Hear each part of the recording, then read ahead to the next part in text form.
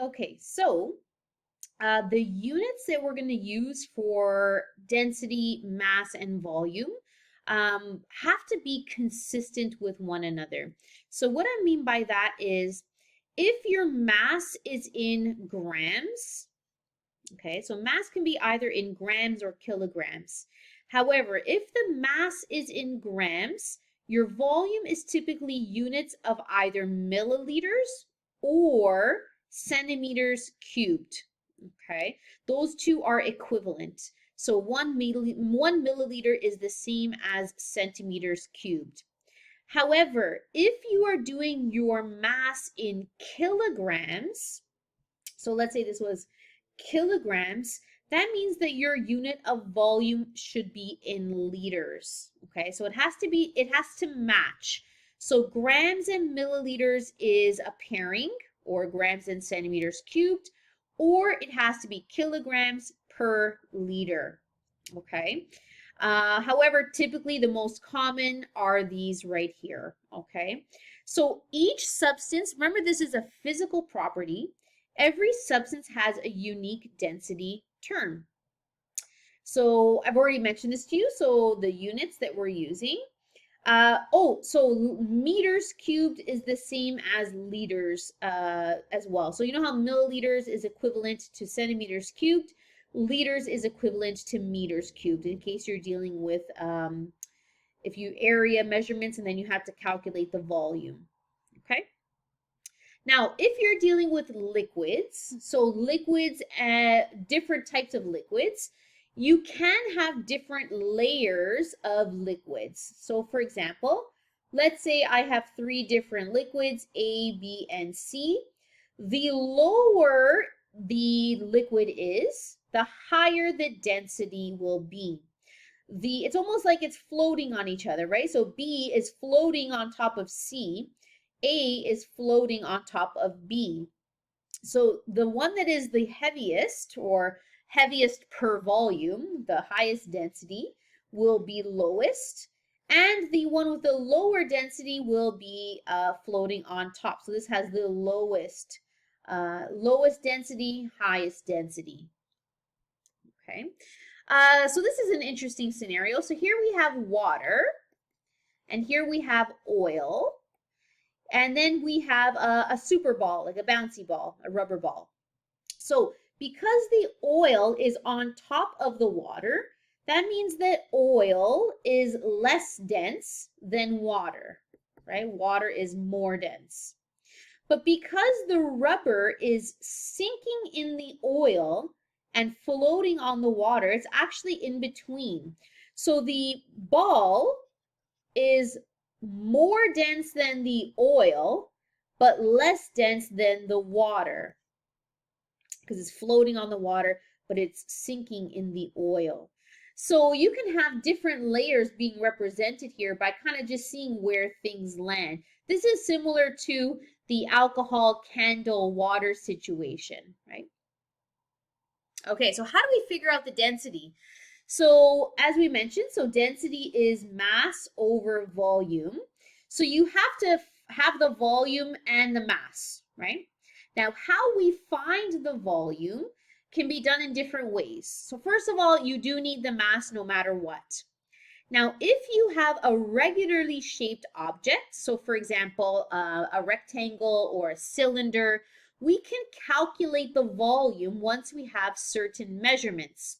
So just for an example, if we wanted the volume, we can do length times width times height if we have a rectangle shape. If you have an irregular shape, so meaning there's no calculation that you can do, you would have to do this using water displacement. And we'll talk a little bit more about that in a few slides from now. Okay, so here is just a recap of the different volume calculations for when you are doing regular shapes. So a cube, so S is just the length, right? So this is really, they're the same. So it's S cubed. Length times width times height, as I mentioned. Here is a sphere, a cylinder, right? So radius times height, 4/3 pi times the radius cubed. If you have a circular cone, or a right pyramid square. Now, be honest, usually we're dealing with typically a cube, a rectangle, a cylinder, or a sphere. You may come across a a worksheet question where you're dealing with these bottom two, but these are the most common four shapes that you're going to encounter. I know. Okay, so this is what it looks like when we do water displacement. So by having something that is an irregular shape or something that you cannot measure properly. So for example, let's say we have a marble. So of course, if we know what the radius was of the marble, we can calculate the volume of the sphere. But if you don't know what the radius is, and really we'd have no way of measuring this properly, or if it's an irregular shape, like let's say it's like a rock that's kind of like a weird shape, you can always use this method. So what you would do is you would put water in a graduated cylinder and you would make note of what the volume is, of course, at the bottom of the meniscus. So this is 20 milliliters, for example, okay? You then put the irregular object or the object you want to know the volume of inside the water. So the new volume of that water will be the original volume plus the volume of the marble. So in this case, they made it nice and easy here. They just went from 20 to 25. So what you would do is you would then subtract the volume of the water, and that would then give you the volume of your whatever it is you want to solve for. So if it's a rock or a marble or whatever the case is. So this is called water displacement. So if you do not have the data to actually calculate the information, this is the other format that you can use to get the volume of your object. Okay, so when you are doing calculations in science, we use a method called GRASP or GRAS, depending on what your elementary teacher said. But regardless, even if you haven't seen this before, we're going to learn this right now. So it's just like a formatting thing. So G is writing down what has been given to you in the question. R is what are we looking for, or what are we required to find. Analyze means that you're going to write down the formula that we're going to use to solve for this. S is substitute and solve, which means you plug the numbers into the formula to calculate the answer.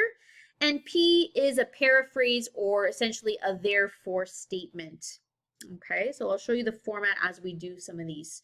So it says here, number one, calculate the volume of the paper clip with a density of 3.0 grams per centimeter cubed and a mass of 9.0 grams. So first of all, without even telling us what these things are, by looking at the unit, you should be able to determine what this is a value of.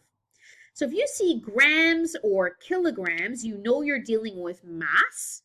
Grams per centimeter cubed, which is a mass per volume, is automatically density, okay? So of course, let's write down what we are given. Okay, so we are given the density. We have the density of the paperclip is 3.0 grams per centimeter cubed. And we have the mass value, which is 9.0 grams.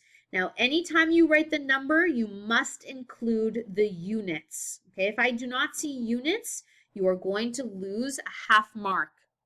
So anytime you are using a GRASP calculation, it's going to be worth 5 marks. Basically 1 mark for each of the different portions of GRASP. Okay, so what are we required to find? We are calculating the volume. Okay.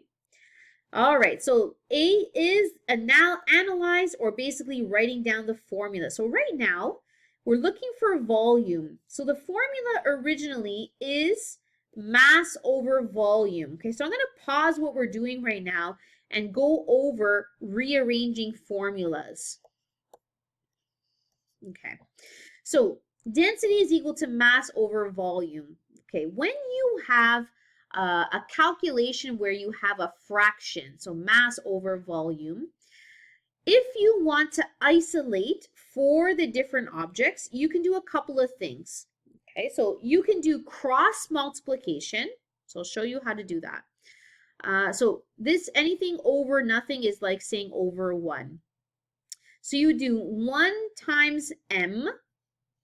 So 1 times m is equal to density times volume, right? So actually, and the 1 is basically just m. Okay, so here is what our formula would be if we were solving for mass. Okay, so we have the original one is density is mass over volume. If we do cross multiplication, we get mass is equal to density times volume. Now, if we wanted to isolate for V, we would have to do the opposite function of whatever is width. So let me rewrite this out. So right now, volume is being multiplied by density. So the opposite of multiplication is division. Whatever you do on one side, you do to the other. So that means that volume is going to be equal to m over density. Okay? Now, because we're in COVID times right now, you do have access to your notes while you are doing quizzes and tests, okay? But in a normal pre-COVID or post-COVID time, I only give the original formula, okay? You are responsible for having to rearrange to solve for the other variables, okay? It's a very important skill to know how to rearrange this, especially when we get into electricity. There's going to be a lot more calculations. You may have taken math class already, or you may have math coming up. If you're continuing in science, you're going to have a lot of these to do. So it's important to kind of just say, oh, instead of, oh, I'm just going to look at my notes. This is a critical skill that's kind of, it's kind of important in science and in math. But anyways, so we now have our formula. So volume is equal to mass over density. So we've done GRA. S is going to be substitute and solve. So we're going to plug in 9.0 grams over 3.0 grams per centimeter cubed. So what happens here is the grams cancel. So 9.0 divided by 3.0 is 3.0, and the units that are left over are centimeters cubed. Now this is when your significant digits comes into play. So look at the original numbers, 3.0, 9.0. Both of those have 2 significant digits. So because we're doing division, we're going to keep our final answer to 2 significant digits.